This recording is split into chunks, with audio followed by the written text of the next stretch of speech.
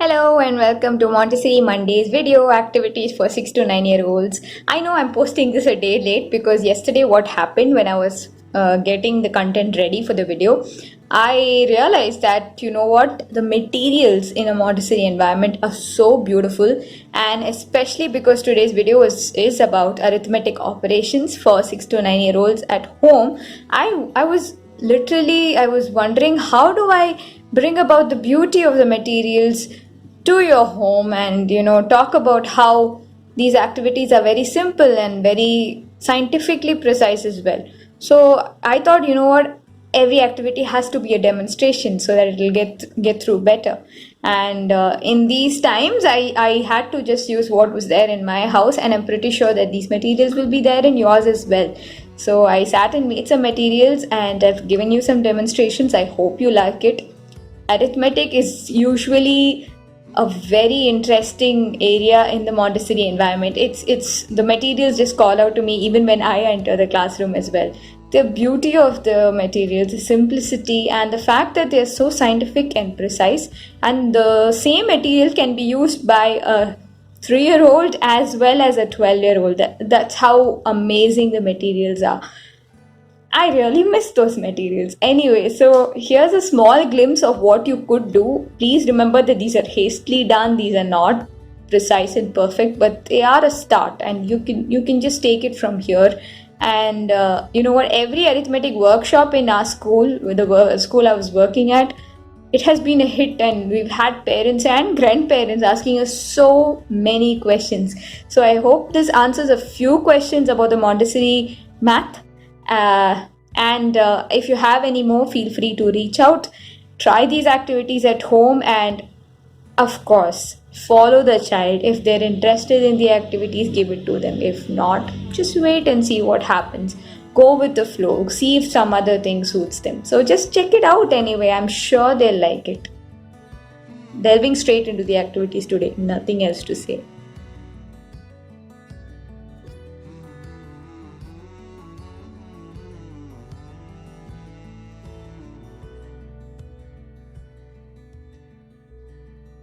So here I've got the dynamic material which I've made using chart paper. You have the unit squares which are golden in color, and 10 of those should give you the 10 strip of 10. Strips, when kept together, should make the square of 100. And the idea is that the units inside the 100 square should be equal to the unit squares themselves.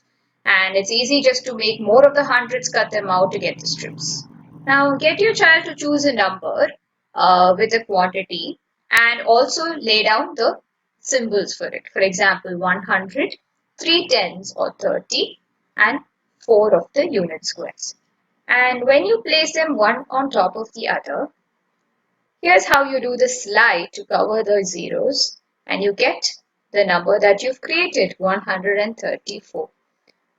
You can try out the number names as well, which is something that I tried in my environment, where you keep all the hundreds together and let them pick the exact number name. You'll have to create some for 11, 12, 13, and so on as well. I tried making the 1000 cube, but stacking 10 of the hundreds did not make any sense. Okay. And here I have the 4 in green, the 10s in blue, and the red hundreds. And these colors are constant.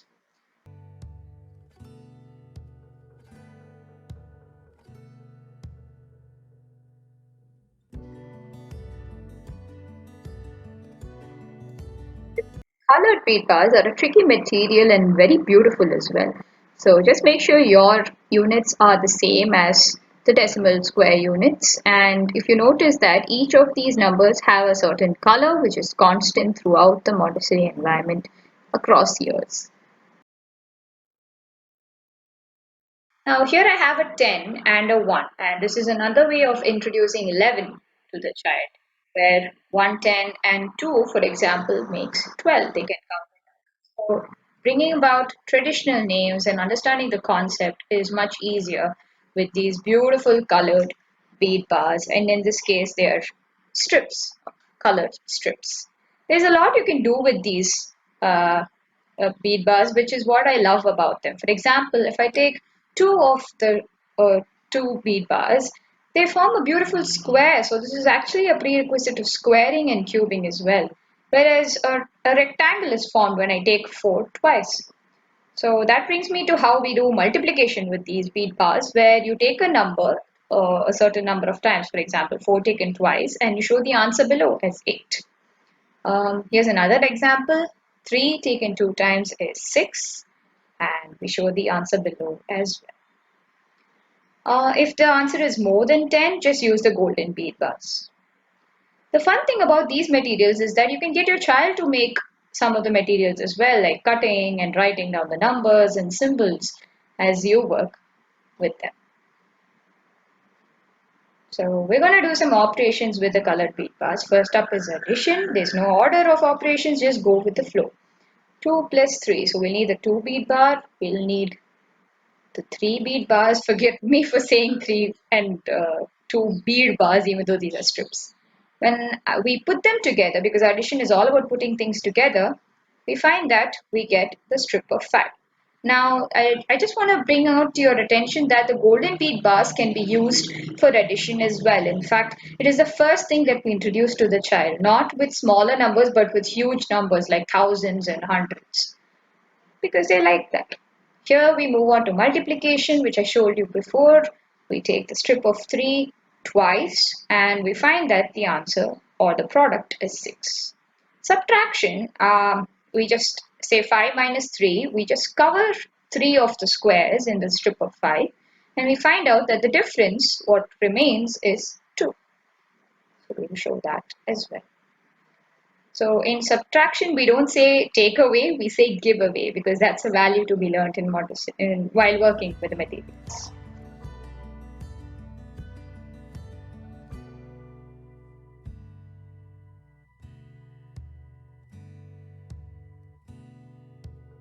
Now here's a bonus activity that is very easy to make, the multiplication chart. It's got 1 to 10 across and 1 to 10 down. And the top row is in blue and bottom is red. So we basically got the tables written inside the boxes across and down. And the beauty is that, say I want to take 5 times, I just bring my fingers together to get to the answer, 25. Or I want to see how much is 7 taken 3 times, or 3 taken 7 times, both are 21. So it's a beautiful material, it's one of my favorite materials because it's so simple. And for example, when I draw a square with the 4, I get to 16, and all the squares in fact are along the diagonal as well. The commutative law is very clear in this material as well. Here's another way to do the simple multiplication tables. Repetition is of course important for memorization. This is the multiplication unit board, my version of it with chart, and I've created a slot by placing 2 chart papers one on top of each other. There are 9 digits above and 81 holes. So we were taking 4 3 times, right? 4 times 3. So I'm going to place the card of 4 in the slot and move the pointer to 3. So we have to take 4 3 times. So we start with ones. I'm going to take these Rajma beads once. So I'm going to take 4 of these Rajma beads once. And okay, they're a bit wobbly. So when you're making your material, you can use something that's more stable. You can make the sheet a bit wider so the child can place it more easily. Like I said, this was hastily made. So I've taken 4 2 times. And each of these times you can encourage your child to count and write down the tables as they're doing it. But we want 4 taken 3 times right now, right? And when I count all of these Rajma beads, I get 12. And you can go all the way up till 9 as well. So let's do division with the same board. But before that, remember to take as exactly 81 beads or pulses in the pole. It's important that control of error is in the material. So here's division. 12 divided by 3. So here I've got a few fancy chunkies as my divisor units. So I'm gonna divide it by 3 people. So there are 3 people who I need to distribute 12 items to equally. That's the whole part. You're sharing things equally amongst these 3 people. And I'll be taking 12 of the Rajma seeds here. count them out and place them in a smaller bowl if you want to. Idea is to share it equally, right? So make sure you fill up the first row for all the three people. Then you move on to the second because you still have some more rajma left.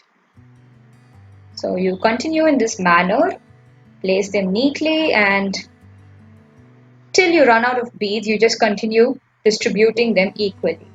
Okay, so now I have exactly three more left. There's no remainder, and I'm distributing that as well. So 12 divided by the three people, the answer is what one person gets in division. And here we can see that the number of rows made is 4. So what one person gets over here is 4, and that's the answer.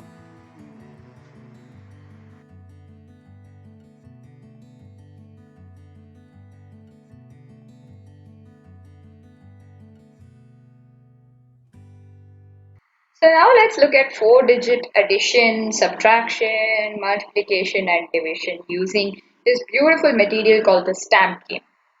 So we start with addition, and if you notice we're taking 3,221 and adding 1,232 to it.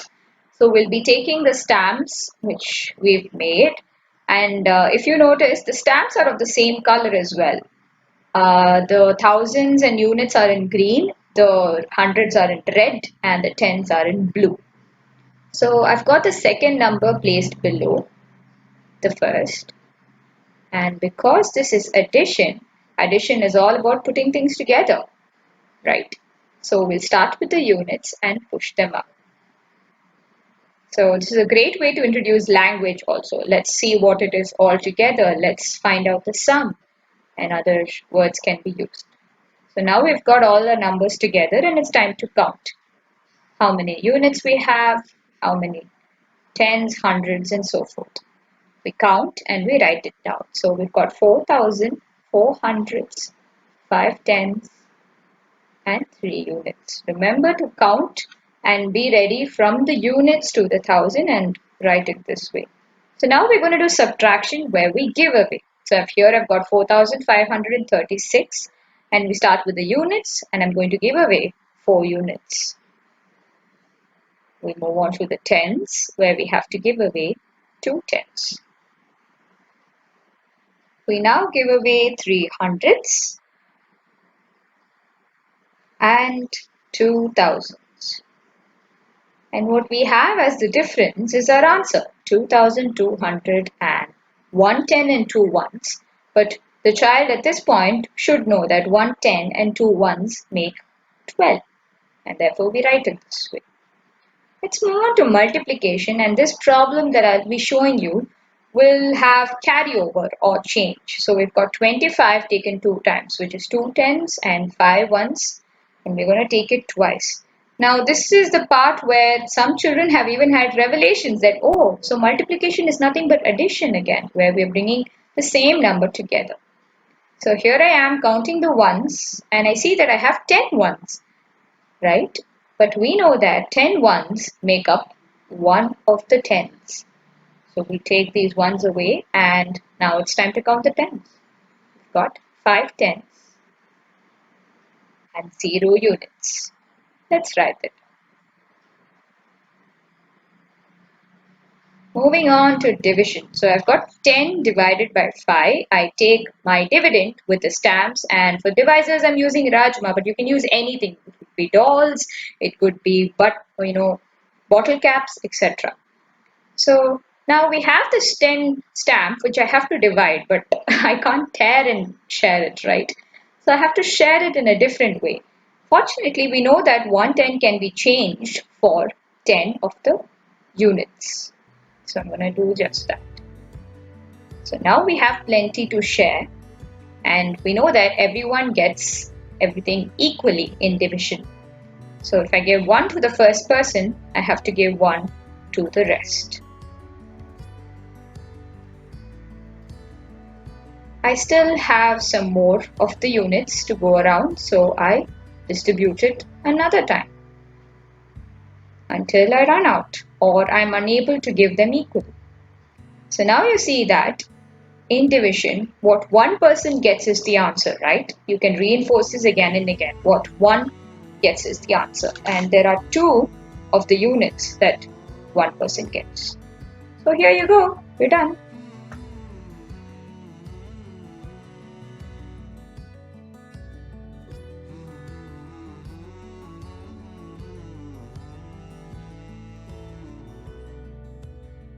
Imagine if the unit square was a bead, a little sphere, and if I squash that bead, wouldn't you say it became a circle? So this is one whole unit. I've made a frame for this circle using two chart papers stuck on top of each other, and so that this whole circle fits perfectly inside. This is one hole. And what would happen if I divided this circle into two parts, two equal parts?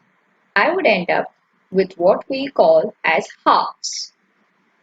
And if you see the denominator, it tells you to which family this belongs to. So this is, it divides the whole into two, and therefore this is the halves family. The numerator, on the other hand, tells you how many pieces of the family is being taken. The important thing to note that when you put these pieces together, they make the whole almost exactly. Not almost, really exactly. Here I've got the thirds as well, and that's another family. It makes sense to make all these materials even though they take time. I've got the quarters, the fifths, all the way to the tenths. So let's do some operations right now. Here I have 1/10, and what would happen if I were to add two more tenths? Let's take two more tenths, place them side by side. Now we know what is addition? Bringing things together. So when I bring them together, I can see that there are three tenths. Now it's important to start off with simple addition where the family is the same. So the denominator is the same for initial levels of addition, which is what you're going to do with your child at home. Moving on to multiplication. If I take a quarter or 1/4 two times, so I'm taking the same quarter two times, let's see what I get. Oh, I've got two of the fourths. But doesn't this shape look like something else as well? It does look like the half that we saw earlier. And let's check by making sure that the two are equivalent, where I place one on top of each other. Moving on to subtraction. Here I have 5/9 and I'm supposed to take away two of the nines. And what I have left is my difference, which is 3/9. Now, let your child explore and find a fraction that fits exactly on top of these 3/9, and that would be 1/3. Of course, your child may also discover that two of the six are equivalent as well. Fractions made easy. Try them out.